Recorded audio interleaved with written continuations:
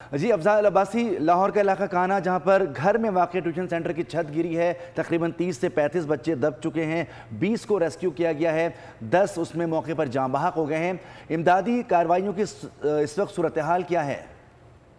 جی بالکل، امدادی کارروائیاں اس وقت جاری ہیں، اور جو ہماری M S T H Q اسپتال کانا ڈاکٹر احسن سے بات ہوئی ہے ٹیلی فون پر، تو انہوں نے اس بات کی تصدیق کی ہے کہ اس افسوسناک واقعے میں جو ہے وہ 14 بچوں کی اموات ہو چکی ہیں۔ جو بچوں کی عمریں بتائی جا رہی ہیں وہ 12 سے 17 سال کے درمیان انہوں نے بتائی ہیں، اور اس کے ساتھ ساتھ ان کا کہنا ہے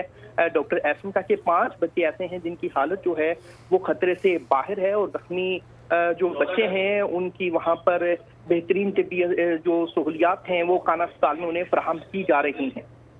افضال عباسی، ہاسپٹل میں اس وقت تمام تر انتظامات مکمل کر لیے گئے ہیں، ہائی الرٹ کیا گیا ہے، ڈاکٹرز موجود ہیں؟ جی بالکل، ہسپتال کو ہائی الرٹ کر دیا گیا ہے، اور کانا کے ساتھ جو مین ہسپتال لگتا ہے وہ لاہور کا جنرل ہسپتال لگتا ہے جسے ہائی الرٹ کر دیا گیا ہے۔ وہاں پر تمام تر انتظامات بھی مکمل ہیں، اور بہترین جو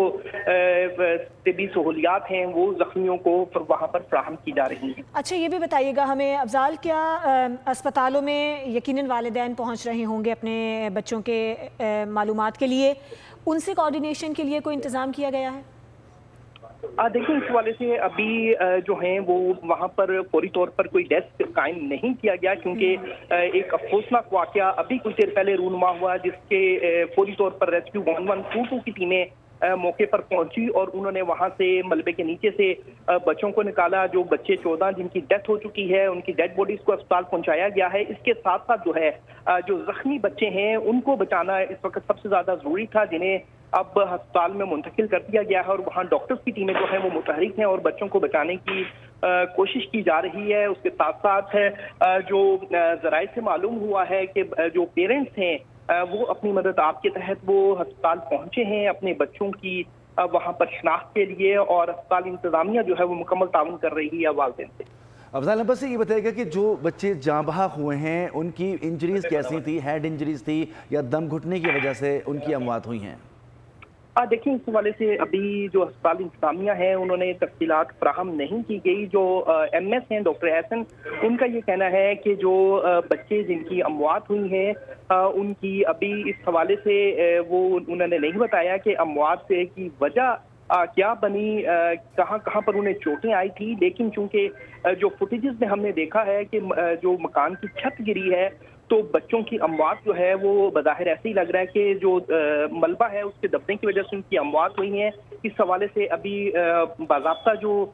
بریفنگ ہے ہسپتال انتظامیہ کی طرف سے وہ اب سے کچھ دیر کے بعد دی جائے گی۔ ٹھیک ہے افضال عباسی، ہمیں تازہ ترین اسپتالوں میں جو صورتحال ہے جہاں پر ان معصوم بچوں کو